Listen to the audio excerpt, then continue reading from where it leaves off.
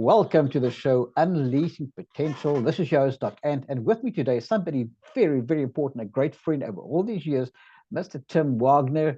He is known as the breath specialist. And you ever heard the saying, you take my breath, not away in this case, but you get breath if you know this man. Tim, welcome. How are you doing today? Every day and every way, stronger and stronger. Privileged to be here. Thanks so much for the invitation, Doc Ant. Only a pleasure. Well, Tim, you know that I've been part of your breathing workshops before. I fully have immersed myself, and whenever I need to just regain my energy, I know what to do because you taught me the drills as to what to do. But I want to go back to the psychology of breathing. Why is it that you've chosen this profession, and how are you helping people? Oh, that's a brilliant question. And it's not that I chose it. It actually found me. I wasn't even looking for breath work. In fact, when I first came across breathing, it was many years after I'd quit a 27-year career in corporate. I was in hospitality, but I quit it due to the amount of stress that I'd been under, and I was on the verge of burnout. But I didn't know what burnout was. I didn't know what was happening to me. I had no idea. I just knew that I needed to get out. And years later, I was busy compiling my professional coaching program, my modalities, and just looking for a new angle that I could add huge value to other stressed out people who are stuck, lost, frustrated, which was my state I was in corporate. And I stumbled across this guy who introduced me to breathwork. Okay. And I thought, sounds interesting. I've got to be pretty good at it. I've been breathing for 50 years at the time. So I thought, how wrong I was. I had no idea how to breathe. And I had no idea that when you're stressed and anxious, as so many business people that we meet are, right? It's a pandemic. Correct. You breathe poorly. And when you breathe poorly, it increases your stress and anxiety. And this fascinated me that I never knew this. Well, you know, Tim, that was my introduction. You make me think of when we've catch somebody in the business place that's really stressed. What do we say to them? Just take 5, go catch your breath. Not knowing what we say. Breath. Isn't that true? Yeah. So true. But here's the thing. Do you know what it actually means to catch your breath or to go and find your breath? The words, we have the language, but we don't have the understanding and meaning. So then you go outside and you'd go, okay, which is the worst thing that you can do. Why? But you should be breathing through your nose. Explain to us. So the first thing that I learned about this was the quickest way to reduce your stress and anxiety is to shut your mouth and breathe through your nose. Oh, interesting. You think that you need more air, so you breathe through your mouth, right? You get more air in. Correct. It's natural. And that's what we do. It's the natural thing to do. But it's not how our bodies have been designed. We're not designed to breathe through our mouth. We're designed to breathe through our nose. There's multiple benefits for that. So the key thing is when you say to somebody, go outside or just take a moment, go and catch your breath. Catching your breath means slowing your breathing down and breathing through your nose. So you shut your mouth. Question. Just by doing that, go ahead. So if it's breathing in through the nose, is the breathing out also through the nose, or is it in through the nose and out through the mouth? Explain. It depends on what you're trying to do. If you want to calm your nervous state because you're stressed and anxious, it's all in and out your nose. Okay. All in and out your nose. There was a book written in 1901 by Yogi Ramacharaka. And he says in this book, you don't eat through your nose, so don't breathe through your mouth. Wow. Wise words. Very wise. Very powerful words. I love those words. But when I go running, when I go running, now you say to me, I need to breathe through my nose more often. The moment I change from my mouth through my nose, I feel like I'm suffocating. Explain to me why that is. I mean, obviously, as you do it more and more and more often, you will improve. But I'd like to help people understand, number one, if they're stressed, go from mouth breathing to nose breathing. And obviously, you are going to give them 1 or 2 exercises to do. But I want to ask for the guy who is fairly fit, that runs 10Ks, twice a week. But the moment I try and breathe through my nose, I feel like I'm going to die. Help me. How do we fix that? Yeah. All right. So brilliant, because I actually went on this journey myself last year. I wanted to see, but really, is this true, breathing through your nose, even when you're exercising?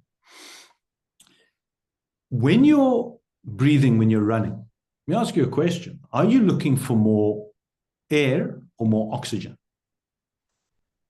Oxygen, I guess. Oxygen. You want more oxygen going through your bloodstream to send to your muscles that can keep you going for longer, that you're not so breath hungry. Right. So when you're breathing in through your mouth, you're breathing into the top part of your lungs split, top, middle, and bottom. All right? Effectively. Okay. Keeping it simple.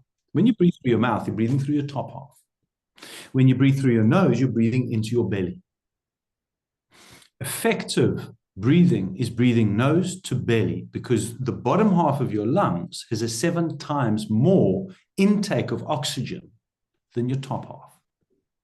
So you may be taking less air in, but you're getting more oxygen into your bloodstream. So let me double test this. Now, I used to sing, opera. And the best way to sing was from your diaphragm and not from your throat. Because the moment you're from your throat, you feel like you're squeaking the voice out. But the moment you go and you get your diaphragm in, you have more volume. Is that exactly the same principle? Is that what you're saying? Same principle. You want to activate your diaphragm. You need to activate your lungs when you're breathing through your nose, just like a singer. When you need to, because we're all both professional speakers, and so when you're practicing it, you want more. You want a bigger building of lungs, stronger diaphragm.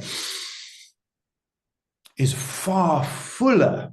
So even when you're training as a runner, as an athlete, breathing in your nose. So a lot of it is a psychological thing, because we're not nasal breathers, we're mouth breathers in general practice, because we breathe poorly as a nation, as a society around the world. It's training yourself. So it took me about 4.5 months to run breathing through my nose completely and not my mouth. Wow. And during this time, I tested it to see what is the benefits. Run up a hill one day, breathing through my mouth. How quick is my recovery? One day, breathing in through my nose, out through my mouth. Next day only. And it was amazing how my recovery became faster, because I was not oxygen starved. Because what you're actually doing is you're building your tolerance to CO2.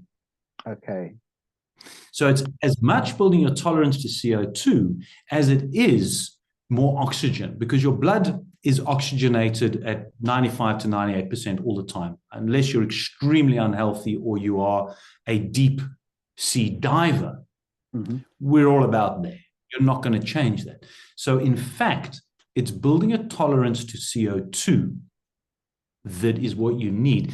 Because when you take a deep breath, and you hold your breath and you feel in your stomach, I need to breathe, I need to breathe, I need to breathe. It's not a lack of oxygen. It's a buildup of CO2.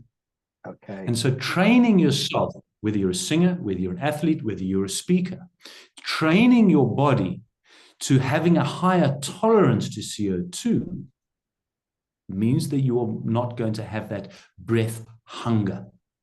So your recovery becomes quicker. Now, for the speaker that's here listening, saying, "Oh, this is interesting. I've never thought about it that way." And immediately his mind is going, do I need to do 1 or 2 things? And I'm going to describe to you. Number 1, I'm going to literally go deep. 1 or 2, I'm going to go. Which one of those 2 are more beneficial for the speaker that's preparing to go onto that stage? Well, the speaker who's just about to go onto the stage, you want to regulate yourself. You need to calm your mind and get a little bit more coherence, body, mind, and heart. Yeah. So that breathing before you're going on stage would be slow breaths, not deep, in and out your nose. So focusing into your belly, just slow, deep, and then slow out. Okay. Because it's calming you. It's going to create that clarity that when you walk out on stage, everything flows. Okay, and that makes you calm. When you're practicing, now you're calm, but when you're practicing, you want to increase your strength of your lungs, it's muscle, increase your diaphragm, it's muscle. So then you do a variation of these, the deep, and there's a beautiful one that I use every day, which is, and then you count 10, 9, 8, 7, 6, 5, 4, 3, 2, 1, 10, 9, 8, 7, 6, 5, 4, 3, 2, 1, audibly, because of course, the power of our voice is on the exhale. And so you keep counting until you've got nothing left in your lungs and you've squeezed it all out. And then you, because now you're inflating your lungs and using your diaphragm, and then you're contracting so that you have a higher amount, more. It's shown, it's proven that you can increase your lung capacity through breathing exercises between 15 to 20%. They can actually expand. Breathing. I mean, because here's the truth. You know, some people, we just think the days that we're swimming, and there's always this challenge. Can I go from this side of the pool to the other side of the pool with one breath? And then the first time you feel you're going to die. But then as you sort of get into it, you're pushing that capacity until eventually you can actually turn around and come back. So what you are saying is, when it comes to breathing, exercising your breathing in the right way is as important as exercising your body. Yeah, there's so much science about this out there. In fact, there's an overriding capacity which says that the mental preparation and your conscious connected breathing preparation is more important than the physical activity. There's a lot of science out about that. In fact, I don't know if you saw the Novak Djokovic winning the gold at the Olympics. Yeah. Great tennis player, brilliant tennis player, right? He was interviewed afterwards and he was asked, if you could help people be in the right mind space in the Olympics to being prepared for playing to winning a gold, what are a few key things? What would you say to them is most important? And he said two amazing things. The first he said was, and it's not what you think it is, more practice, more focus. No, he says the first thing is being consciously connected to your breath. Wow. This is Novak Djokovic. It's the first thing. The second thing he says is know who you are. That's very interesting. Not more training, not train harder than anybody else, not more focus, not more fitness, not more diet, breathing and knowing who you are. Wow. I'd like to hang on to that a bit, because, you know, this program is called Unleashing Potential. And you've now just hit a chord in me in terms of, wow, Djokovic, that's a different mindset. You know, of course, as you and I know, you know, as speakers, people that are so negative all the time, they say my life sucks and this is wrong and that's wrong, because they speak this negative lifestyle over themselves. If they say life sucks, because they say it at all times. But when they say, I'm blessed, I feel good, whatever, that positive affirmation of the mindset gets them into a different thinking pattern and a different, but it takes practice to continue doing that. Now, let's combine that with what I heard from Djokovic in terms of unleashing the potential, whether you're a speaker and whether you're an athlete or whether you are just a normal person going to your job on a daily basis. Help me. So what he talks about conscious connected breathing is being aware of your breath all the time. Your different breathing state can either calm you when you're stressed or anxious, or it can lift you if you're feeling tired and withdrawn. There's various different breathing, what I call breath hacks. Yeah? And they're phenomenal, easy, 60 seconds, you can change your state of physiology, state of mindset. So what he's talking about is that to help you perform at a higher level, be aware of your breath. Your breath can either empower you or it can literally kill you. If you're in a stressed state, you're a high performer and you're not focused on your breathing. Over time, and this is what happened with me, going back to my story in corporate, over time, it leads to burnout. And one of the key things about burnout is when your nervous system, your body says, I can't do this anymore. And one of the big causes of it is poor breathing states. Okay. Because we're breathing in our mouth. you can't perform. You can't think rationally. You're not sleeping. Your mind is racing all the time with all of these stories that it tells you. You're anxious. You're not able to have communication. Your relationship suffers at home, which makes you more stressed. Your relationship suffers at work. Your business suffers. It then literally destroys you. So that's the first thing is, but here's the key understanding of it. And this was my real awakening over many years of studying what happened to me and who am I, which is what Djokovic talks about. If you're operating outside of your zone of, let's call it zone of genius, your comfort zone, outside of your true value of who you are, okay, success is very difficult to attain because you're not living from your true authentic self of who you are. True. So you'll go into an industry, why? To make money. What happened to me in hospitality in my last 7 years? I did that job I ran a big business in Cape Town in South Africa because I was paid excellent money. On the outside, the house, the overseas holidays, the new car, wonderful. But I wore a mask on the inside. I was dying, stressed, anxious, unhealthy. I didn't sleep. I didn't have a relationship with my son, my wife, the relation. All of these things were in tatters. Is that fair Years to say, later, I worked it out. Fair to say that you were unfulfilled because you were not living the true you. Completely. Okay, continue. There we go. But here's the thing, Doc Hans, how many people know who they really are? Outside of this indoctrinated society where you go into this career because your dad did it, your mom did it, parents, you were told to go and do something, you had to find a career, and off you went, you did what society's programmed us to do. But if that's not who you genuinely are, the beginning you'll start and you'll do it and it'll be fine and it's fun, etc. But by the time you get to your 40s, your 50s, that's why they call it the midlife crisis, because that's where the time people start turning around and going, is this what my life is all about? True. What is my true path? Why am I actually here? That's the moment of saying, but who am I? And what Djokovic talks about is if you don't know who you are and you go on a certain path, but it's not your true path, you're not your authentic, genuine you, you will be stressed, you will be anxious. Doesn't matter how much effort you put in, how much time you put in, how much focus you put in, how much money you put into your business, it will fail. Find your zone of genius, find who you are. Then everything for a high achiever falls into place. Man, you are speaking the language that I want to hear in terms of for people out there. And if you're listening to this today, I want you to put down there and type it in the comments, I am not living my full potential. Because that first realization of admitting it is your first release to saying, I can do better. And the second thing you type is, I want to know who I truly am. Help me. And you know what? Both Tim and I are experts at helping you to say, you need to find the real you. Because if you do, you'll unleash a whole new dimension.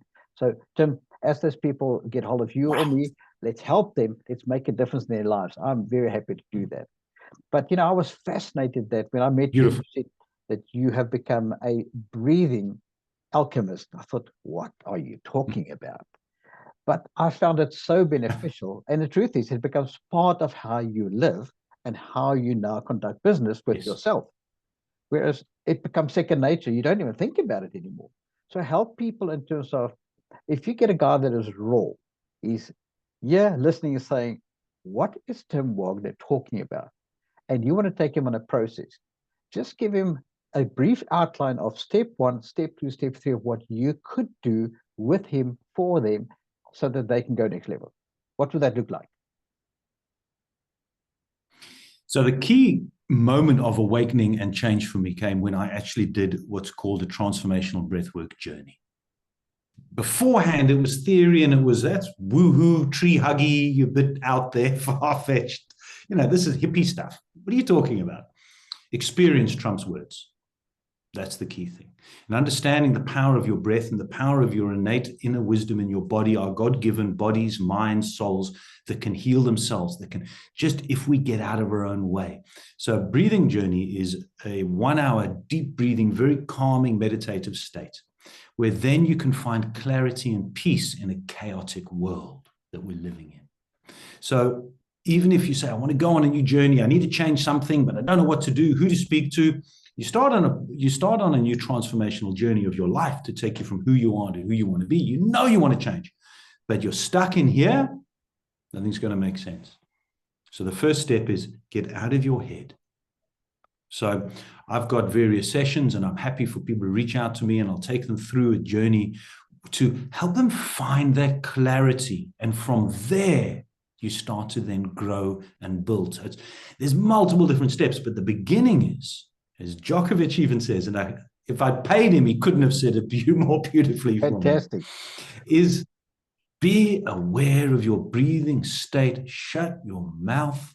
Learn and understand that there's a reason it's called your breath of life.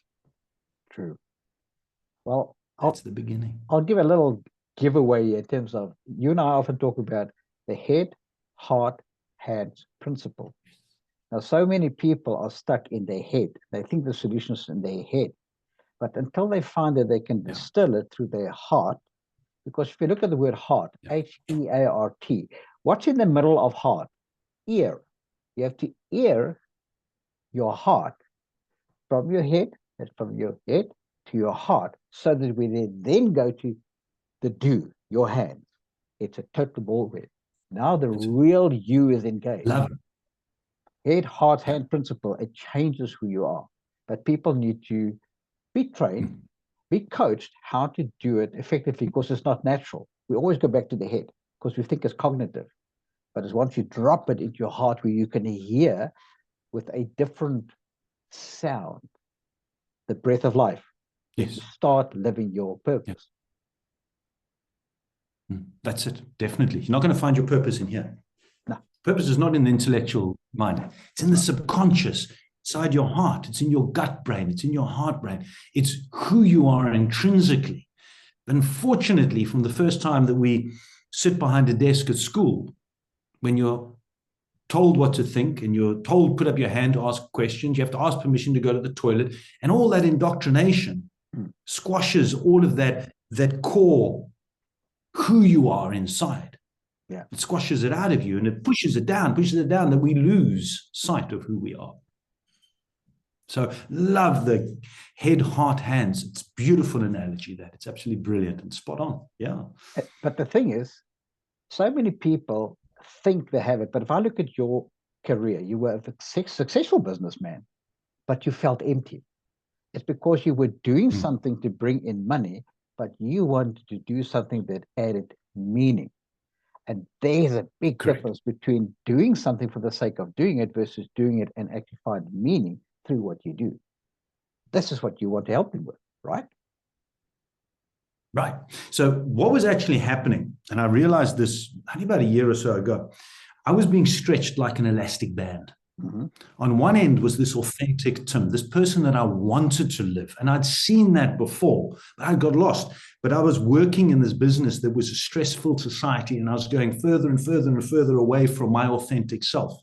And what happens to us then is the further we go, and then you feel like you got to work harder, you got to work more hours, you got to focus more, you got to help more people in the business that you're running. But the problem is, when we go so far, eventually that elastic band is going to snap. And when that band snaps, that's burnout. True. You're lost, man. 25% of people, Doc Ant, who hit burnout end up hospitalized with chronic medical conditions. It's true. It's serious. It is true. So it's identifying that I'm not working outside of my core genius. I'm not working outside my heart, my authentic passion. I'm not doing that. And then what you got to do, and I was fortunate, although I didn't know it at the time what I was doing, I let go. And when you let go, what happens to an elastic band? It pulls back together. True. And when you're in that state of right now, that was a letting go. Now, for me, it was walking out of my job. Yeah. But you don't have to do that. It is not necessarily the solution. I just didn't know. I didn't know Doc Ants of the world or the Tims of the world existed. That there's a way. Here's the thing. Could you get to who you want to be on your own? Maybe. Possibly. But maybe take you 5 years. Maybe take very few people actually, Tim, find that by themselves. It's mentorship and that coaching that actually gets people. I mean, you've had a mentor in your life. I'd have a mentor in my life, and guess what? we're better off having been Yep. led by people who've been there. Yeah. Isn't that true? I've got 2 coaches right now helping me to get to who I ultimately will become on that journey, because I know that's the fast track. And don't we all want the fast track? Of course. I figure having somebody on my side, accountability partner, people who have gotten where I want to be already and say, right, what did you do? This is what I applied. Oh, wonderful. How do I do that? That's where you come in. That's where I come in. So yes, it's having the strength, the confidence, the courage to put your hand up and say, hey, help me get there more effectively, faster. And as the saying goes, you need to cut a check for speed. Explain. First change of value. Okay. That's a check for speed. Meaning you're going to pay a coach because then you're accountable to that person, not free stuff. This is, yes, there's some, go onto Google. How do I become the best version of me? You'll get some free stuff. Yeah. Where's the accountability? Where's that person who is on that journey with you as your partner? And I know you work the same way as well. Absolutely. This is a partnership. It has to. And why does Djokovic, the world number 1, why has he got a coach? He's got a mind coach. He's got a sports coach. He's got a, why? He knows something that's important, that if he's going to get there and stay there, he's not going to do it on his own. For sure. But you see, the question is, why is it? Ask yourself, there's Djokovic, gold at Olympics, and he has a coach. And I just want to say to you, talking about another athlete, the woman who won the 100-meter, Richardson, did you notice that when she broke through that line, she was breathing through her nose only? Oh, didn't see that. So what I want to say to you is, if you want to learn from Tim Wagener how to embrace that part of what you can become by breathing properly, I want you to think of Djokovic, that actually got gold in tennis. I want you to think of Richardson, the female that got the 100 meters. And when she came through, go and see her cheeks are literally going in and out, but her nose did the breathing and her mouth was closed. But she was the gold medalist. So Tim, I want to thank you for just opening up a new dimension today for our listeners to say, I maybe need a Tim Wagener in my life. But I know that when they do contact you, you're going to say one thing: become accountable. Because stop fooling around. You cannot move to the next level if you're not prepared to make yourself accountable to someone who's been there before you. So how do people contact you, Tim? What do I tell them today? All right. So there's a couple of things. First is a very easy email address, tim@professionalpointer.com. That's my program, pointing professionals in a new direction to find purpose and meaning in life. What I'll also do is give you all the link to my latest ebook, From Burnout to All Out in 60 Seconds, which goes through a lot about breathing and some exercises and breath hacks, little tips, things that you can do literally in 60 seconds to help you harmonize and manage your day a lot easier. So I share that with you, and then my details are all on there as well. Happy to connect for a 30-minute discovery call. Because aren't we all about just giving value? That's Absolutely. What it comes in. We're here to provide value, to uplift, impact. That's the word I'm looking for. Provide impact. Well, I think that today was absolutely impactful, Tim. I want to thank you for your time, because obviously time is money, but you and I like to also give back to our people. That's why we do what we're doing today. I will be getting the details from you, and on my actual YouTube channel where this will be on, I'll have your details in the descriptive part in terms of how they can get hold of you in terms of your email, as well as that ebook in terms of the 60 seconds. So I want to thank you for today, and may you just go from where you are to the next level, because I know you found the true Tim Wagener. You know who you are, you know who you want to be and whose you are, and therefore you are helping so many other people. I thank you, sir. Pleasure. Thank you very much for the invitation. Honor and privilege talking to you as always, Dr. Thanks a lot.